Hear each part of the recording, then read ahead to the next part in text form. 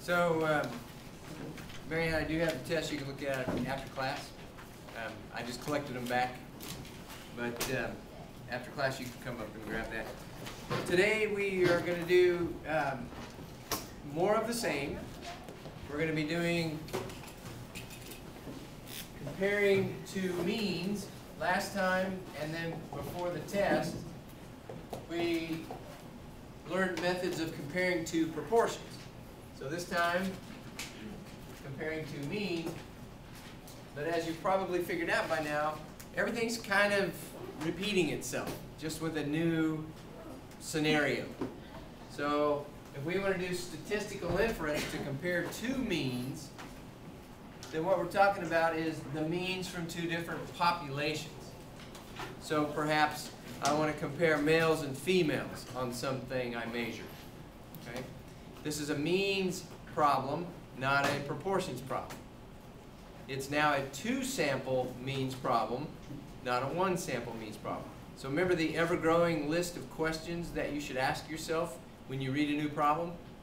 What's the first question? Is this a means problem or proportions problem? Well, this stuff's going to be means problem. Okay. Then the next question is one sample or two. This is going to be two samples, two means, one from each of the two samples.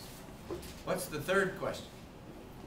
You may not know the answer to this one because I haven't hardly talked about it. The third question is, are those two samples independent or dependent? Okay? Now, I haven't talked a whole lot about that. We did a little bit with proportions.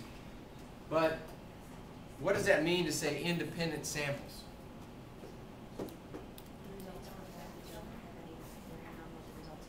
Good. The results of the first sample don't have any kind of bearing on the results of the second sample. Okay? So for instance, if I want to compare the average pulse of females with the average pulse of males, there's no relationship between those two samples. All right, so they would be independent samples. What if I gave each of you on the first day of class, I gave you a statistics test, just as a pre-test to see where everybody stands. And then on the last day of class, I gave exactly the same test. And now I want to measure improvement. Right? Would those be dependent? Yeah, they'd be dependent. How can they be dependent? Think about it from an individual perspective. If I know how you did on that test in the beginning, will that give me any inclination on how you might do at the end? Yeah, particularly, suppose somebody scored 100% on it in the beginning. Hopefully I don't make them worse, right? So you'd expect them to still do 100% or close at the end. So there'd be dependence in that sample, right? So for the most part, independent samples means they are different people. Now if it's a study that's in tubes of toothpaste and not people, they're different subjects, right? Different objects. So the assumptions needed for doing statistical inference in comparing two means are very similar to the assumptions that you had when you did one sample means problems, only now they apply to both samples and you have to add in the independence of those samples. So what's the first assumption for a means problem? What's that? Random samples. Random samples. So the first assumption is now both samples are random, only now we add and independent. When we get to section 10.4, we'll learn what to do if they are dependent samples, because there are methods of comparing means from dependent samples. There are methods of comparing your post score to your pre-score. But that's not what this section is about. Okay? So now, second assumption. What has to be true for a means problem? Sample size of at least 30. Okay, sample size of at least 30. Well, now I got two samples. So both samples have to have at least 30, or What's the or? You can get by without 30 if what? If they're normally distributed. So I like to write it the other way around. Both samples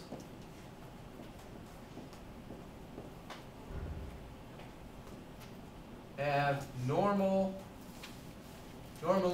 distributed data.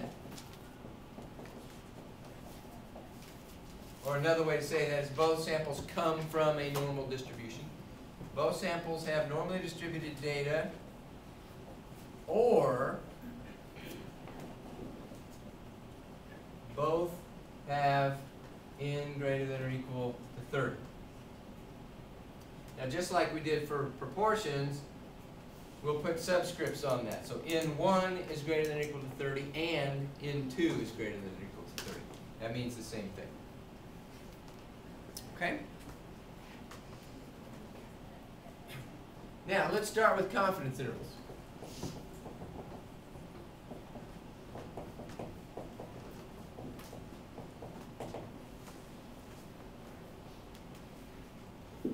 All confidence intervals look pretty much the same. What do you start with? A point estimate. Okay? So a point estimate, and you add and subtract margin of error. Man, this is easy. Now, margin of error has two things that go into it. What are those two things? A standard error and a critical value. Now, you said Z, you caught yourself, and then you changed it to, okay, but what would it be? T. How do we know it's a T? Because it's a means problem, right? So this margin of error will have a T critical value and then times standard error. So that's what the confidence interval is going to look like. Now, when I'm comparing two means, what is it that I'm interested in? If I want to compare those two means, the difference, right? Remember when we compared two proportions, it was P1 minus P2 that was of interest. Now it's not P's, it's what? Mu's. So comparing two means, what I'm interested in is mu1 minus mu2. So what's the point estimate of that?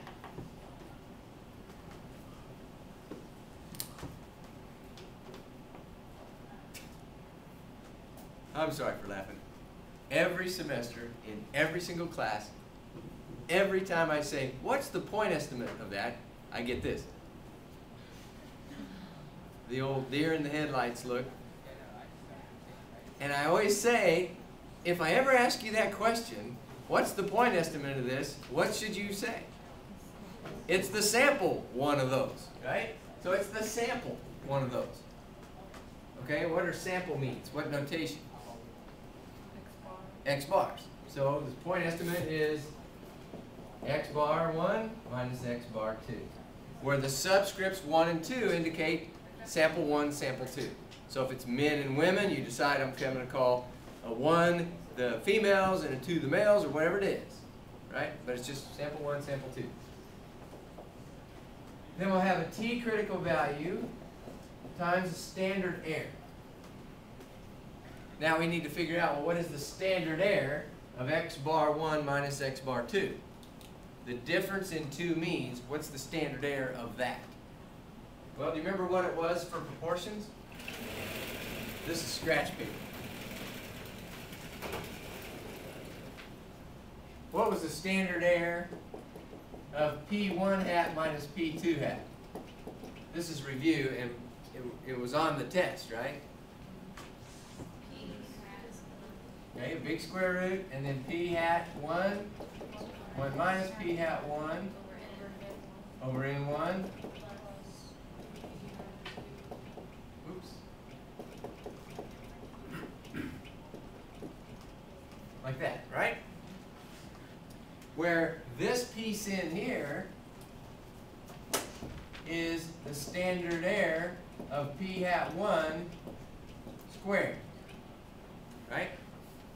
Because the standard error has a square root over it. This inside here doesn't, so it's been squared. So this is plus the standard error of p hat 2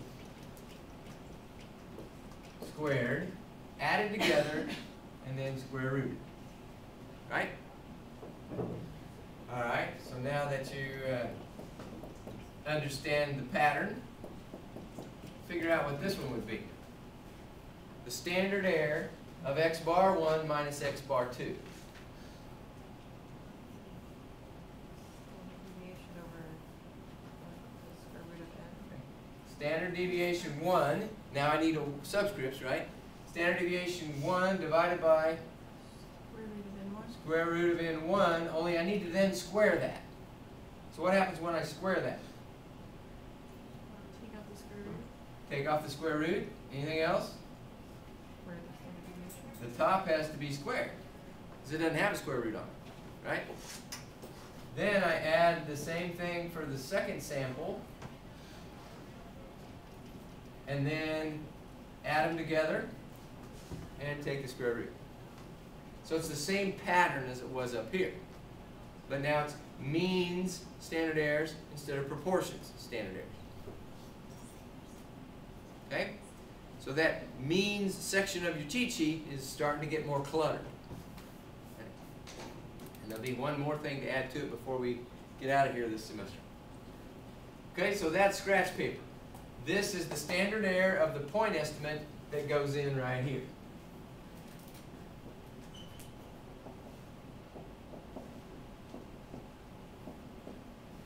Like that.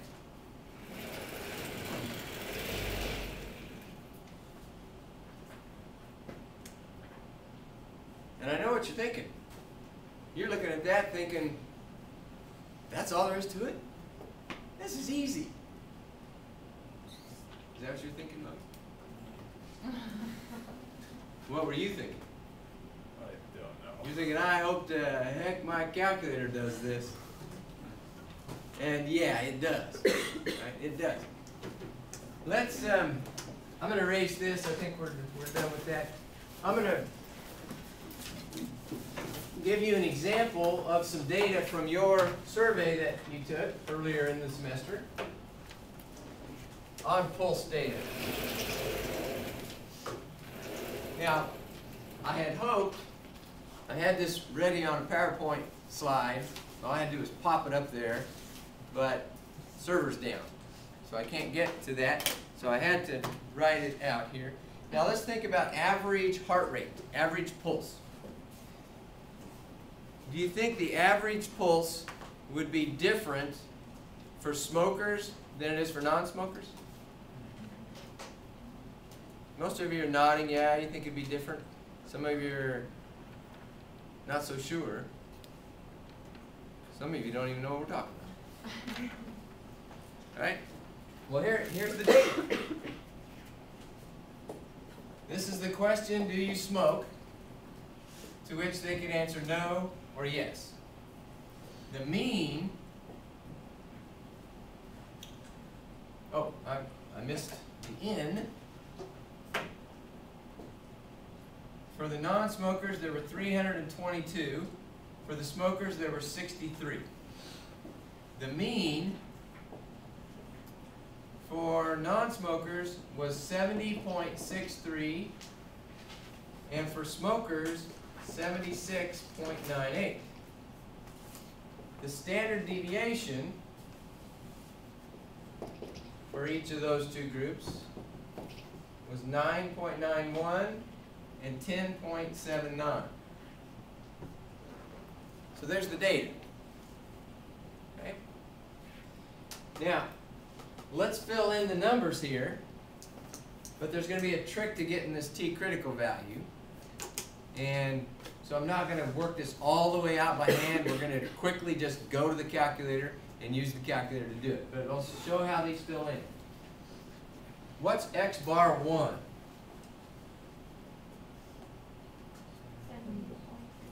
70.63. So when you chose that to be x bar 1, you're saying sample 1 is non-smokers. Doesn't matter. It's arbitrary which one you call 1, which one you call 2, but once you choose, you need to stick with that choice all the way through the whole problem. Because if they start asking questions like, are smokers higher than non-smokers, you need to know, well, which way was the subtraction done? Did I get a positive or did I get a negative? So that's going to be 70.63 minus 76.98 plus or minus a t critical value, then square root of 9.91 squared over 322 plus 10.79 squared over 63. Right? Now this t critical value, where do you get t critical values? Back in the book. Back in the book, the t table, right? And in order to get the critical value, what do you have to know first? Degrees of freedom. The degrees of freedom.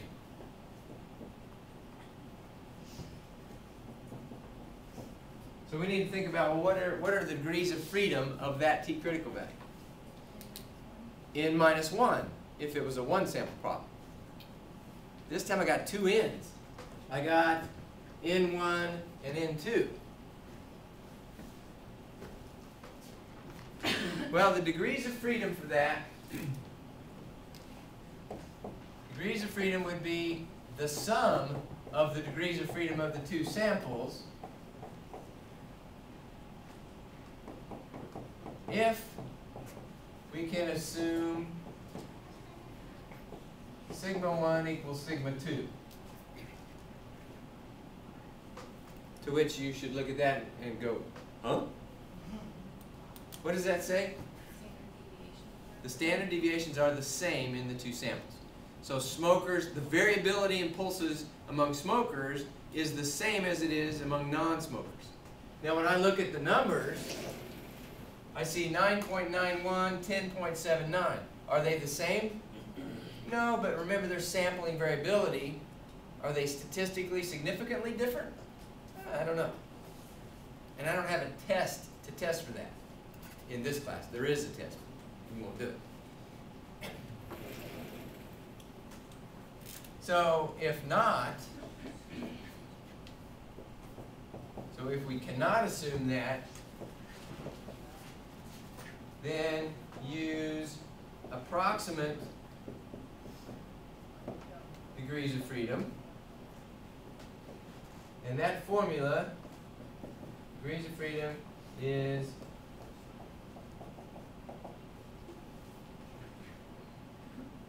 it's nasty. It's a nasty formula. Right? If you look in your book, that formula is at the bottom of page 484. But I'm not going to make you know that formula. I'm not going to make you use it. It has a bunch of stuff in the formula that looks kind of like that. And it's like, that's on the top, quantity squared, and on the bottom some stuff that's even worse. And it's just this nasty formula. That formula, what it gives degrees of freedom that are in between this value.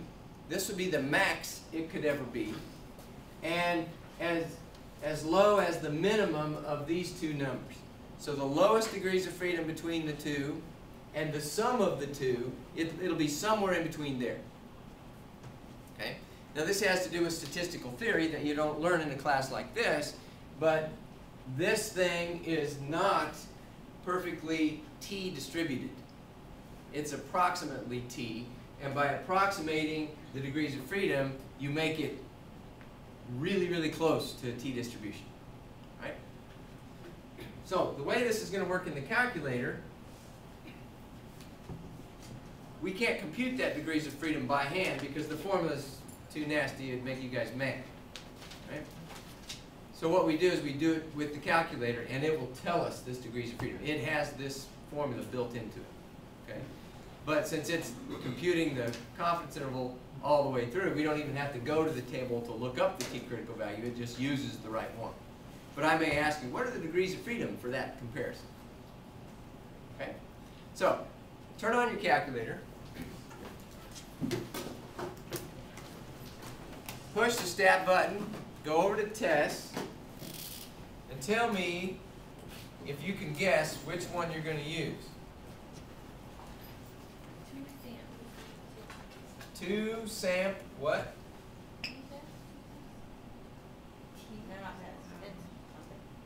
Okay, is it T? There is a 2 samp Z int and a 2 samp T int. You want the T. 2 samp T int. For means problems, we will always use T, never Z. The Z is for proportions only. Okay? And you have a different one for that. You have 2 prop Z for that. All right? The Z does have a place. The 2 samp Z int would be if these are known values, if these standard deviations are known. But in practice, they're never known, so we don't even teach it. It's not even in this book. Right? The calculator has it on there, but don't use it. So use this. Okay? So go to your calculator, push stat test 2 samp T int, and what's the first question it asks you? Do you have data or do you have stats? It's INPT for input. And in this case, we've got stats, summary statistics. So enter these 6 things. Yes? What confidence level do you want? Let's do 95% confidence. So these, put the subscript on this. This is N1, X bar 1, S1. And then N2, X bar 2, and S2. It'll ask you for all 6 of those things. Then it'll ask you for a confidence level. What's the next question it asks? Pooled. Huh? Hey, that's this question. Because what it's asking is, are the standard deviations the same? Because if you say yes, they're the same, then your best estimate of it is to pool the data together, ignore group, and get one overall estimate for the standard deviation. Okay? Always say no to the pooled question. So I'm going to write that down here. Pooled. Say no, always. And again, I'm not sure why they even have it on the calculator. It's kind of the old-fashioned way of doing it. Because what happens is, if you tell it yes to the pooled, it'll use this for the degrees of freedom. If you tell it no for the pooled, it uses this formula on page 484. Right? But guess what happens if these 2 numbers are the same? Then this formula defaults to this one, and it works anyway. So I don't know why you have to answer that question. But just always say no. Yeah? So when we do that and it gives you the degrees of freedom, will you make us find the T critical value too? Probably not. Usually it'll be a fairly big number. What is it here? 83.713. 83.713. So let me write that down. Let's put it here. 83 point what? 713. And notice it's not a whole number, but that's okay. Degrees of freedom don't have to be a whole number in the T distribution. So all I would do is I would ask you, what are the degrees of freedom used in this comparison, and you would give me that number. Okay?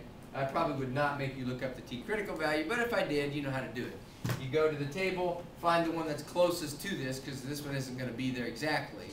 Find the one that's closest and just put down the T critical value. Okay? All right. Now,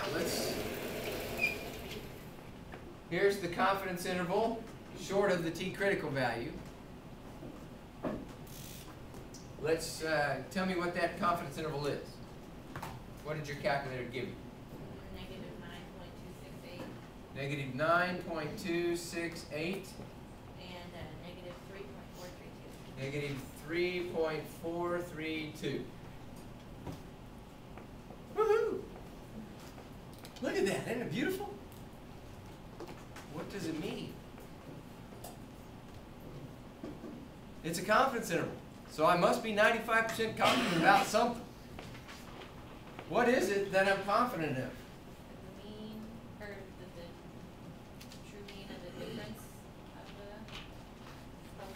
I'm going to turn around your mean and your difference. The true difference in the means Okay. is in that interval. But that's right. Okay? So I'm 95% confident that the true difference in the average heart rate between smokers and non-smokers is in this interval. Does this interval provide sufficient evidence to say that there is a statistically significant difference between smokers and non-smokers?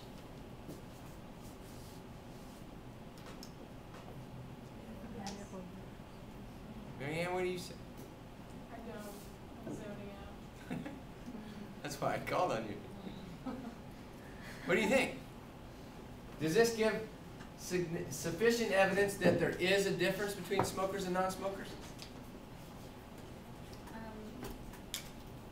If it doesn't include zero, then there. Think about, well, what if there really was no difference? You'd expect a difference of zero, right? If this is a confidence interval for difference, then if there's no difference, you would expect zero to be plausible. But this excludes zero, so zero is not a plausible value. So yeah, there is a statistically significant difference between the heart rate from smokers and non-smokers. Did you know that? Makes you want to quit smoking, doesn't it? How big of a difference? Well, first of all, let me ask this. Who has a lower heart rate? Smokers or non-smokers? Non-smokers. How do I know? Negative? Because both values are negative, and I did the subtraction non-smokers minus smokers. So you have to know, well, which way did it do the subtraction?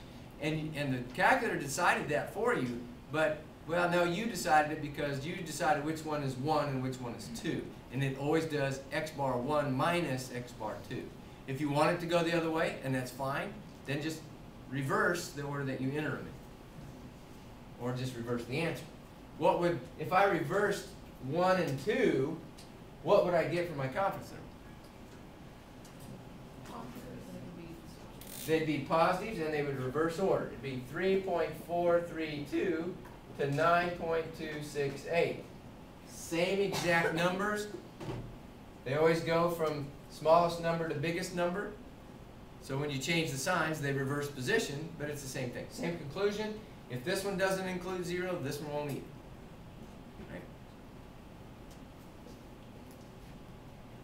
Right? Okay? Questions on that? Piece of cake, right? All right, let's do a hypothesis test. We've already decided that our p-value for a hypothesis test comparing those two means will be what? Or I should say, in what range would that p-value be? Less than 0.05? I agree. Why do you say that? Because it's statistically significant, so the probability of getting results like, or whatever, I've kind of forgotten the definition of that. What? It has to be less than 0.05. Yeah, Not the like- p-value gives you the probability that you could get means that are this far apart, or even further, if there really is no difference, if the null hypothesis were true, right? Since we already said the null hypothesis, where is it? Since we already said 0 is not plausible, that's going to be the null hypothesis. So we know we're going to reject the null hypothesis. So our p-value must be small, right? So, let me use this space. Tell me what the null hypothesis would be. How do I write that out? Ooh, mu1 minus mu. Why not x bar 1 minus x bar 2? Do I need to test anything about x bar 1 and x bar 2? No, I don't have to make inference about those. I can see those. What I can't see is mu1 and mu2, so I have to make inference. I have to test hypotheses about that. I don't have to test anything about x bar 1 minus x bar 2. So mu1 minus mu2 is 0. That's the null hypothesis. They are not different. Another way to write it, algebraically equivalent, is mu1 equal mu2. I prefer this one because it directly then relates to the confidence interval. The alternative, It's not equal to. okay, it's either does not equal 0 if you want a two-tailed test, or it's a greater than symbol or a less than symbol if you want a one-tailed test. Now what if I said, test to see if smokers have a lower heart rate than, I said that backwards. Test to see if non-smokers have a lower heart rate than smokers. Which of these symbols would I use?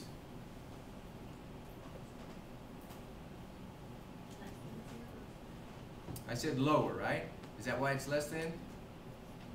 Well, it's not why it's less than, because you have to pay attention, well, which way is the subtraction happening, right? So, if smokers have a lower heart rate, they're 70.63, and, did I say smokers? If non-smokers are 70.63, and I do non-smokers minus smokers, 76.98, then I should get a negative number, right? So the difference should be less than 0. It should be negative, right?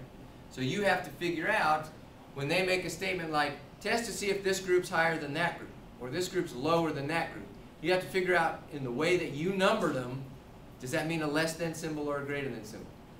And figure it out. Don't just put a less than because they said lower, because they may have reversed the order of subtraction on you. Okay. Think it through. You always have to take the time to think that through.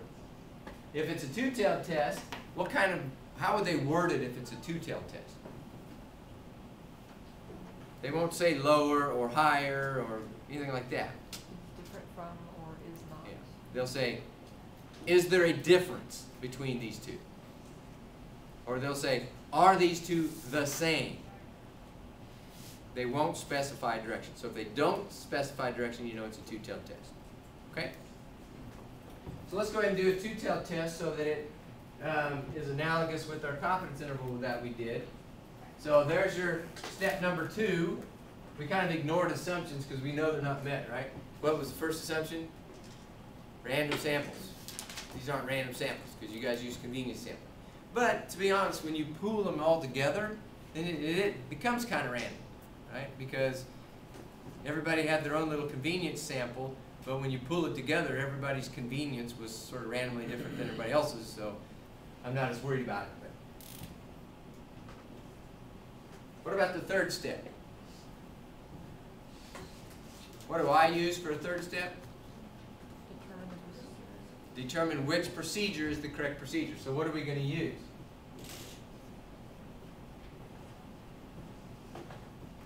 Give you a hint, it looks exactly like what we did for the confidence interval, only test instead of int. So use 2 samp t test. So go ahead and do that.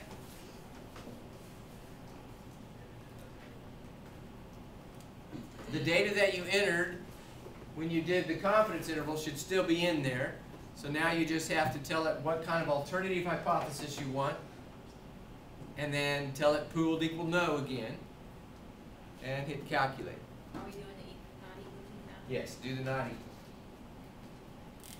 So you should get a test statistic t, and you should get a p value.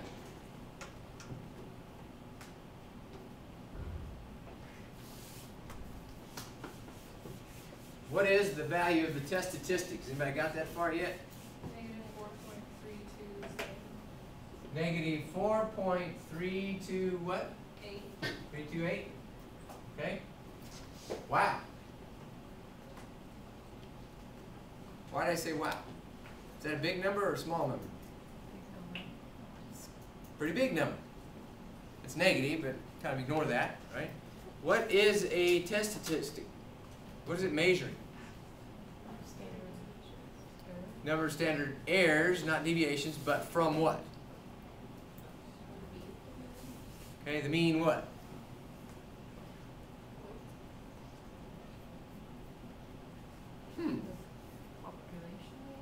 Population mean for smokers or non-smokers? See what I'm getting at? It's not quite as clear cut, is it? It's from the hypothesized difference in those population means. Right? So how far does our observed difference, 70.6 minus 76.98, that's the observed difference. How many standard errors is the observed difference away from the hypothesized difference of 0? And you compute it like this. X bar 1 minus X bar 2 divided by standard error of X bar 1 minus X bar 2. That's the t-test statistic. Right? Can you say what the test that is again? Number of standard errors that the observed difference is from the null hypothesis. And it's over 4 standard errors away from the null. So think about a bell-shaped distribution. It's way out in the tail. So its p-value is going to be way small. Right? Now you should already have the p-value by now because you got the t out of your calculator. What is the p-value? 4.148 e negative 5. What does the e negative 5 mean? That's scientific notation, so move the decimal 5 places back to the left. So 0.1234 zeros, 4148. There's the p-value. What's a p-value again? Keep forgetting that. Probability value? Probability value, good. And probability of what? It's the probability that if there's really no difference, if the null is really true, you could get data that has means that are about almost, well, 6.5 units apart.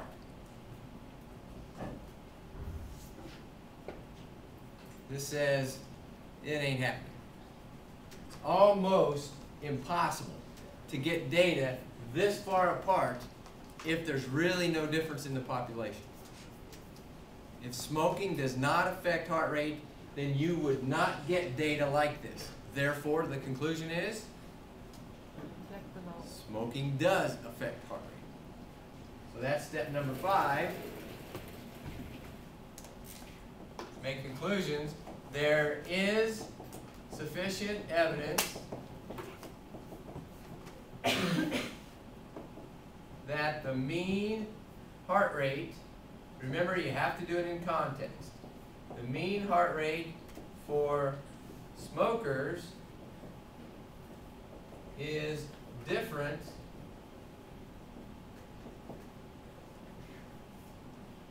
than for non-smokers. Would it be okay if I said for smokers is higher than for non-smokers? Yeah, it's okay to go ahead and say that. Even though my hypothesis was two-tailed, I can look at the data, particularly the confidence interval, and know that, well, that's the side of 0 I'm on, right? I know that my smoker's heart rate turned out to be higher than my non-smokers, so it's okay to say that in your conclusion. I didn't, which is okay too, but okay? Everybody understand that? So that's a confidence interval and a hypothesis test for a means problem. All right, now, got just enough time left to ask the same question about exercise. What do you think exercise does to heart rate? We would expect it to lower. So exercise no, we would expect to be higher than exercise yes. Right? Here's those numbers, and I want you to do the hypothesis test. We have 148 non-exercisers and 237 exercisers. And the means are 73.88 and 70.29. And the standard deviations are 9.76 and 10.43.